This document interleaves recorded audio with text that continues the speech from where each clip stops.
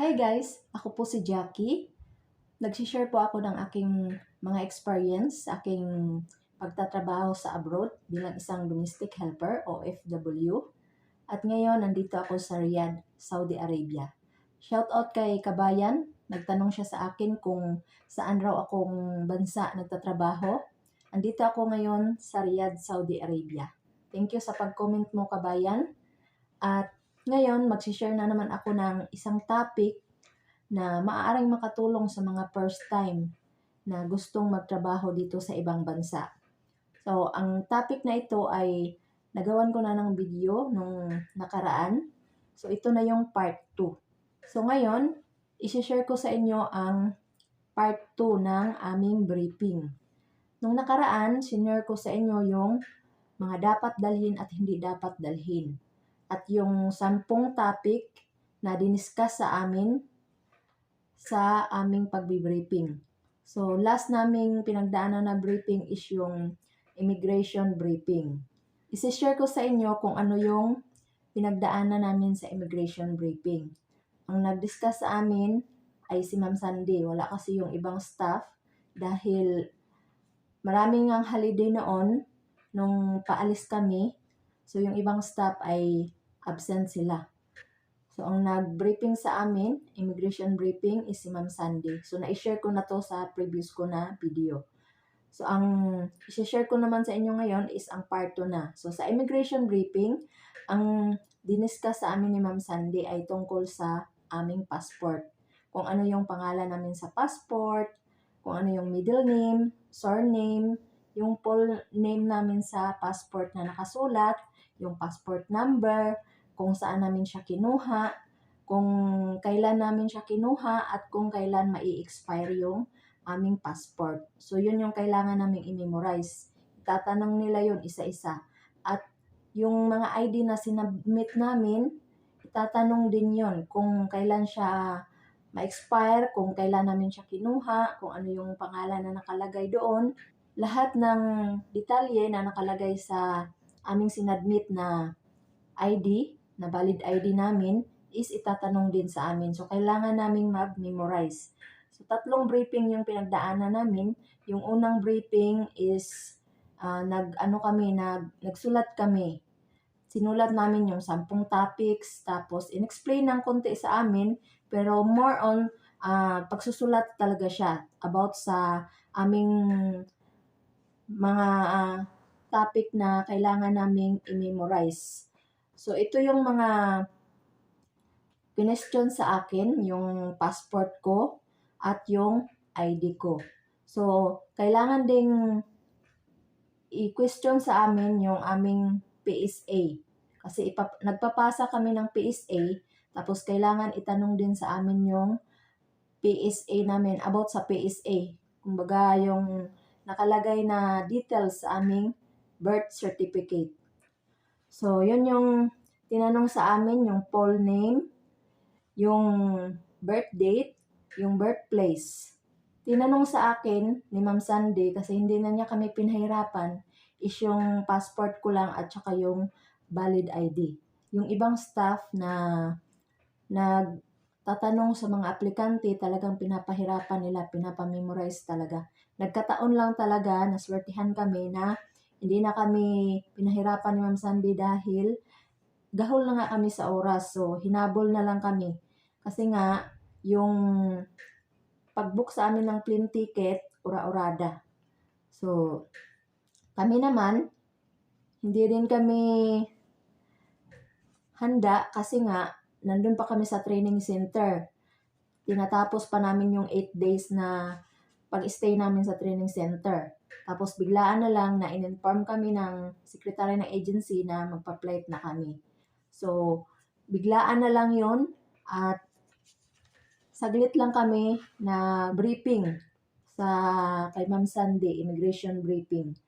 So, ang tinanong sa akin is yung sa valid ID ko lang, sa PIN ID ko, tsaka sa passport, yun yung tinanong sa akin. Tsaka yung sa pag-ibig ID ko kasi yun yung pinasa ko sa kanya. Sunod naman NBI. So, kailangan ding i-memorize yung nakasulat sa NBI. Kung kailan siya kinuha, at kung kailan siya mai-expire, at kung saan siya kinuha. So, marami talaga ang kailangan naming i-memorize. Ganun kahirap ang pinagdaanan naming briefing. So, kailangan kasing i-memorize namin yung mga valid IDs na ipinakita sa immigration. Dalawa. Yung sa akin is Pag-ibig ID yung pinasa ko, tsaka TIN ID, gaya ng nasabi ko kanina. So, minimorize namin yung number doon. Kung ano yung Pag-ibig ID number ko, at saka yung TIN ID number ko, kung kailan siya ma-expire, kung kailan ko kinuha, yun yung tinanong.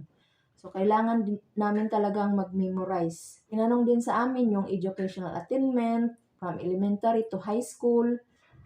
Yun yung mga natandaan ko na tinanong sa amin. Napakaswerte namin dahil hindi na kami pinahirapan ni Ma'am Sandy. So, nabanggit ko doon sa previous ko na video na kailangan magdala ng face mask. So, kailangan kasi magdala ng face mask dahil sa virus na hindi pa talaga siya totally nawawala. Tsaka alcohol, medicine. So, ang medicine, in-explain sa amin, kailangan namin magdala ng medicine dahil yung gamot daw dito sa ibang bansa is napakatapang. Ang chemical, so sa mga first timer, kapag bago ka pa lang nakapunta dito, hindi ka pa nakapag-adjust, ang gamot kasi nila dito is matapang talaga. Kahit mga ano nga nila, kahit mga panglinis nga nila, like Sunrox, at yung mga Dettol nila, napakatapang ng mga chemical na nilalagay.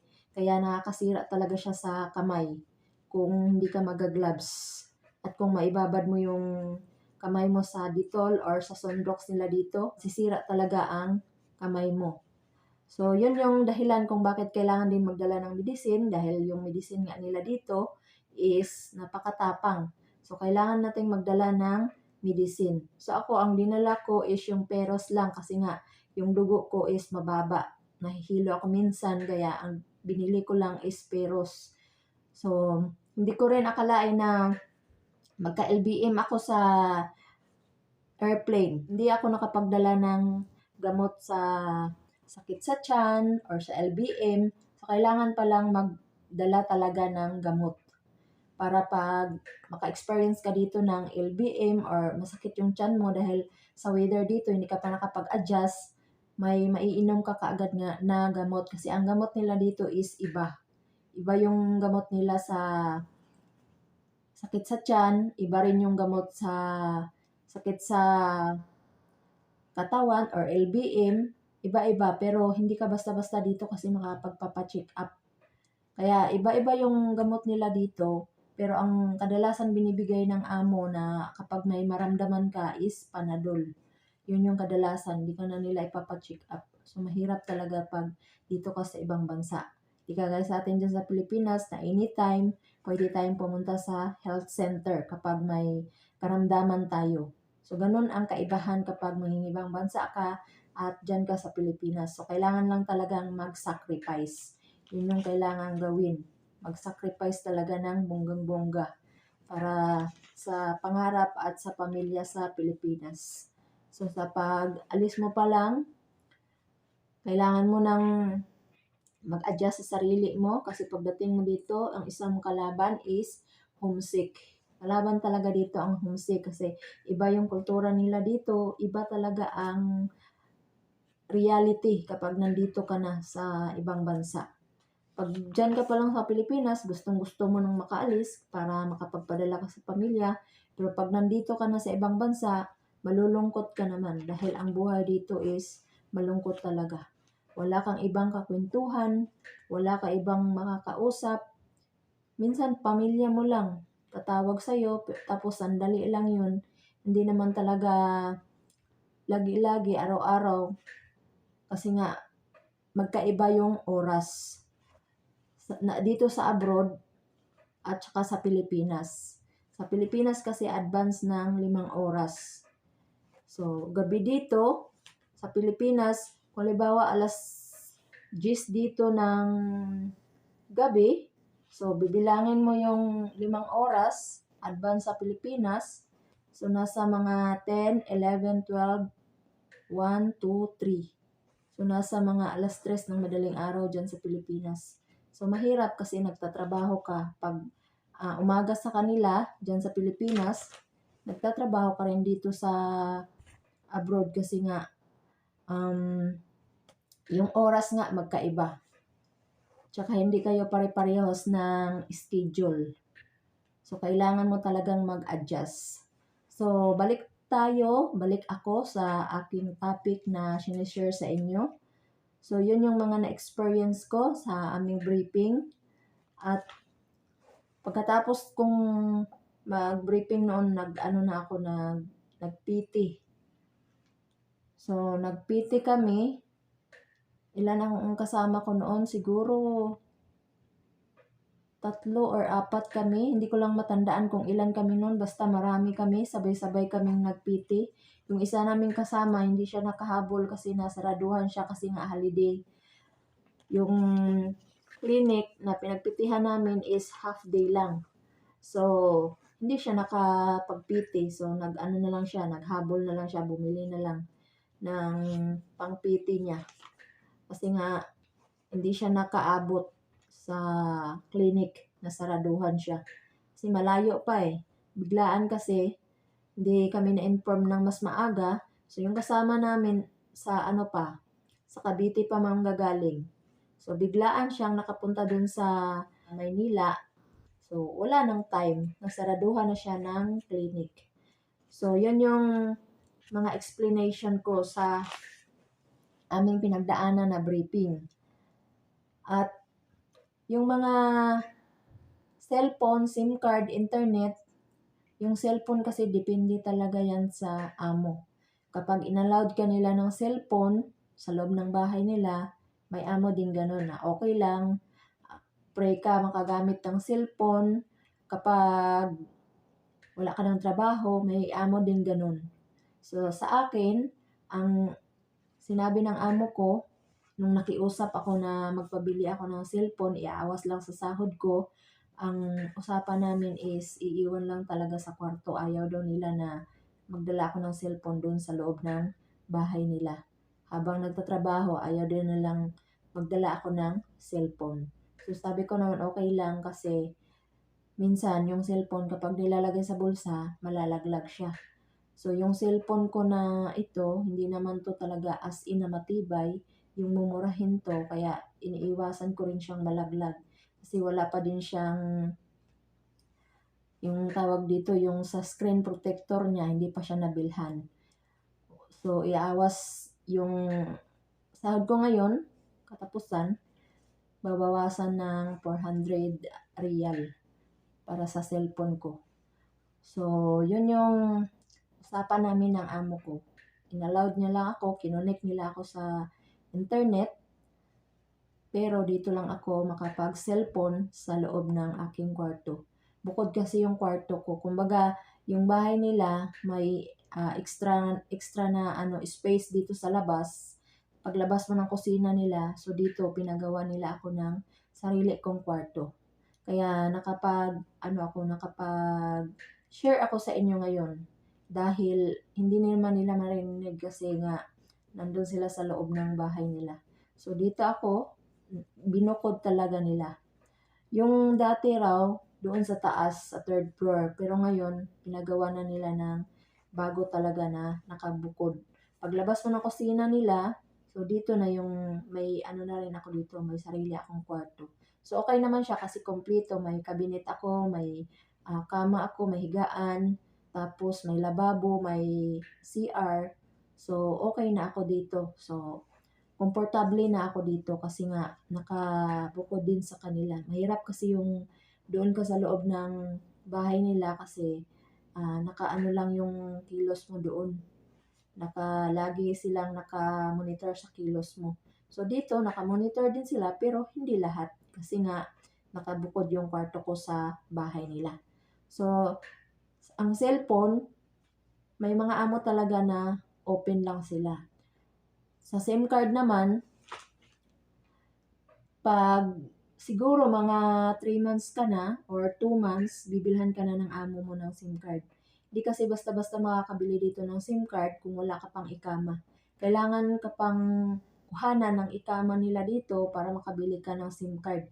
Dahil lahat ng SIM card dito is nakasulat sa pangalan mo. Kaya pag gumawa ka ng kasalanan, automatic na mahuhuli ka kaagad kasi nga matitrace yung SIM card mo. Dahil kapag bumili ka ng SIM card, papakita talaga yung ikama mo. Kaya yung number mo, nakasulat talaga doon or nakaano doon sa pangalan mo. Kaya mag-ingat po tayo, marami ng mga nangyari. So, isi-share ko lang na nung dumating kami sa airport ng Riyadh, may isang, siguro first timer yun siya. Talagang, na ano talaga siya, na parang natataranta siya kasi nga gusto niya daw kontakin yung pamilya niya. Nandun pa lang kami sa airport ng Riyadh. Nag-aantay pa lang kami na sunduin kami. Tapos, siguro ibang agency din yun sila. Na ano ko lang, kasi magkalapit kami. Nakatayo kami doon habang nag-aantay kami na sunduin kami. Tapos sila, sinundo na sila ng parang amo yata yun or secretary ng agency. Pero palagay ko amo kasi nakatub din. Sabi niya, bibili daw siya ng SIM card. Tapos sabi naman nung amo niya, sabi na lang natin na amo niya, sabi naman na ikukunik na lang kita sa wifi. Kasi nataranta talaga siya. So, pag first timer ka kasi, hindi mo talaga alam. So, kailangan, pag dyan ka pa lang sa Pilipinas, magtanong-tanong ka na din sa mga ex-abroad. Kasi pag dito sa abroad, hindi ka basta-basta makakabili ng SIM card, hindi ka basta-basta makapagpadala ng pera kung wala kang ikama. Kaya ang ginagawa ng mga baguhan kapag wala pa silang ikama, amo talaga nila yung magpapadala. Kasi nga, yung amo, taga dito sila, so anytime na magpadala sila ng pera, okay lang kasi nga may ikama na sila. Pero pag tayo na galing dyan sa Pilipinas, kumbaga yung dayo lang dito sa bansa nila, sa lugar nila, hindi talaga tayo makakabili ng SIM card agad-agad. Hindi. Hindi rin tayo makakapagpadala ng pera agad-agad. Hindi rin. So, kailangan mag-antay na mabilhan ng SIM card at makiusap na lang din sa amo kung ikukunik ka nila sa internet. Para maikunik ka nila sa internet, makiusap ka na lang din. Ako kasi, 1 week mahigit, iniis ko talaga na wala akong cellphone. Hindi rin nila ako pinatawag sa pamilya ko. So, yung pamilya ko, nagtanong na doon sa mga kasamahan ko. At sinabi rin nila na hindi namin alam kasi nga, nung pagdating namin sa agency, isa-isa kaming sinundo. So, may nauna sa akin, sinundo siya ng amo niyang babae. Ako naman ang sumunod, sinundo rin ako ng amo kong lalaki. So, hindi na nila alam kung ano yung mga nangyari. Kaya, nakiusap talaga ako sa amo ko na bilhan ako ng cellphone. Iaawas na lang sa sahod ko para makatawag ako sa pamilya ko. So, yun yung nangyari. Nakiusap talaga ako sa amo kong lalaki. Kinapalan ko na yung mukha ko. Nakiusap ako una sa amo kong babae, tapos dun sa amo kong lalaki. Tapos, yung pagkain naman dito, ang pagkain din nila dito, iba rin. Sa mga first time, maninibago kayo. Kasi ang pagkain dyan sa Pilipinas ay puting kanin tsaka ulam, gulay, isda. Dito, iba. So, dito sa amo ko, iba rin ang patakaran nila tungkol sa pagkain. So, hindi ko na lang isi-share muna or privacy na lang din.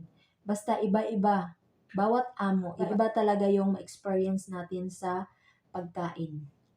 So, diskarte na lang talaga kapag mangingibang bansa ka. Talagang diskarte. Huwag mo nang intayin na magutom ka or magkasakit ka. Alagaan mo talaga yung sarili mo kasi nagtatrabaho ka, diskarte na lang sa pagkain. So, yun lang yung i-advise ko sa mga first time. Diskartehan na lang ang pagkain kung ano yung pwedeng maluto sa umaga. Ako kasi sinabihan din ako na pwede naman daw ako magluto. So, nagluluto talaga ako sa umaga ng kanin. Tapos dinadala ko dito sa kwarto ko para hindi talaga ako magutuman. Pag nagutom ako, kumakain ako mabilisan lang. So, yun yung ginagawa ko para makaraos sa isang araw. So, yun yung diskarte ang kailangan. So, yun yung dapat nating gawin. Diskartehan natin kung ano yung pwede nating kainin para hindi tayo magutom. So, mga dapat gawin sa pagising sa umaga at pagtulog sa gabi. So, ano ang dapat gawin sa pagising sa umaga? So, pagising mo sa umaga, syempre, ayusin mo yung higaan mo at maghilamos ka, maligo ka, or sing mo magdasal. Tapos, pagkatapos mo magdasal, pwede kang kumain or maligo ka. Depende na sa'yo yun. Basta ang importante, pagising mo, kailangan mo talaga unang-una magdasal. Kailangan mo talagang magdasal at iligpit yung higaan mo. Tapos, ayusin mo yung sarili mo kasi magtatrabaho ka na. Yun yung dapat gawin sa umaga. Saka sa umaga daw, pagising, bawal daw init ng tubig. Siguro kasi may mga OFW na mga kadama na siguro napaso dahil hindi ko kasi ito yung in-advise sa amin na bawal daw mag-init ng tubig. Pero sa isip-isip ko, bakit naman paggising mo sa umaga mag-iinit ka agad ng tubig? Di malayo yung kusina, nakabukod yung kwarto mo. Kasi kadalasan dito sa abroad, nasa third floor ka o di kaya ganito sa akin, nasa labas ng bahay nila. So, yun yung sinabi sa amin na bawal daw talaga mag-init ng tubig. So, okay na yon. Proceed na tayo sa pagtulog sa gabi. So, pagtulog daw sa gabi, kailangan mo daw i-check yung mga ilaw. So, yun naman talaga yung ginagawa ko din. So, pag tapos ko ng maglinis sa kusina, so, pinapatay ko na yung ilaw. Tapos, sa paglilinis, pagluluto, paglalaba at pagpaplansya, number 6. So, ito yung schedule natin kapag isa tayong kasambahay, kadama, or syakala dito sa ibang bansa. Paglilinis, pagluluto, paglalaba, at pagpaplansya. Sa akin, hindi ako nagluluto. Kasi ang pagluluto nila dito is iba din. Pero nung nasa Bahrain ako, nagluluto ako. Nag-aalaga ako ng bata. Dito, wala akong alagang bata kasi malalaki na yung anak nila. 9 years old na yung bunso. So, hindi na siya alagain. Hindi kagaya dun sa rin ako na nag-aalaga ako ng 2 years old na bata. So, proceed tayo dito sa number 7, taking care of kids and elderly. So, ito yung mga din natin, mga trabaho din natin to kapag yung amo natin, madatna natin dito, may batang maliit. So, kailangan din natin mag-alaga ng bata or di kaya matanda. So, nakasulat naman yan sa kontrata. Pero yung iba, hindi talaga sinusulat din. So, paswertihan lang talaga. So, ito naman, proceed tayo sa number 8, salary issue. Ang sinabi sa amin sa briefing, kapag na-delay daw ang sahod at hindi na ibigay agad, dapat daw talagang may allowance na 15 days. Kasi nga daw, kapag may ibang asawa yung amo na lalaki, ganyan. Tapos, baka yung sahod nila is na-delay, hindi pa na sahuran, kailangan daw talagang magbigay ng allowance na 15 days. Pero, napakalayo na nun. Kasi nga, pag 15 days pa ang kailangan mong intayin, so kalahating buwan na yun. So, siguro mga 1 week, pwede mo nang yung amo mo. Itanong sa amo mo na kailangan mo nang kunin yung sahod mo kasi nga kailangan mong magpadala sa pamilya. Maintindihan naman nila yan. So, may mga amo din na on time magpasahod, may mga amo din na late magpasahod. Kaya kung late ang sahod mo, kailangan mong kausapin yung amo mong babae, kailangan mong i-remind sa kanya na kailangan mong magpadala sa pamilya mo. Kaya nga yun ang dahilan natin kung bakit tayo lumayo, kung bakit tayo ng ibang bansa, kung bakit tayo nagpakahirap, nagtrabaho dito sa ibang bansa, nagtiis, nagsacrifice para lang sa may maipadala tayo sa ating pamilya, di ba? So, may i-share din ako sa inyo na topic naman kasi nung pagpidos namin, tinanong kami kung ano yung rason mo bakit ka mangibang bansa. So, yun yung topic na i-share ko rin sa inyo sa mga susunod kong video na i-upload. I-share ko sa inyo yung sagot yung kung ano yung sagot na kailangan, yung dapat na isagot mo doon sa tanong na yon. So, isi-share ko yan sa ibang ibang araw naman. So, ito lang muna yung mga pinag-aralan namin sa briefing. So, salary issue, tapos contract issue. Sa kontrata din, hindi rin talaga lahat ng nakasulat sa kontrata is totoo. Ang importante lang naman dyan is yung address, yung full details ng amo mo, tsaka yung sahod, tsaka yung oras ng pahinga, hindi rin yan totoo. Depende na lang talaga sa amo. Kung may amo na may puso, depende na lang sa amo. Kasi pagdating mo dito sa ibang bansa, hawak ka na nila sa leeg. Hindi mo na sila kayang diktahan. Kasi nandito ka na sa bansa nila eh. Nandito ka na sa lugar nila, dito ka na sa poder nila, nandito ka na sa bahay nila. So, magtiis ka na lang talaga kung anong oras ka nila bibigyan ng pahinga. Pero may mga amo din na may puso, mababait, na hindi ka nila binibigyan ng maraming trabaho or yung ano lang, parang yung trabaho mo parang tama lang din. May mga amo din ganun. Depende na lang talaga yung paswertihan ang pangingibang bansa. Tapos number 10, yung 7 cases. Yung 7 cases, ang naisulat ko lang dito is 3. Marami pa to, kaya lang 3 lang yung naisulat ko.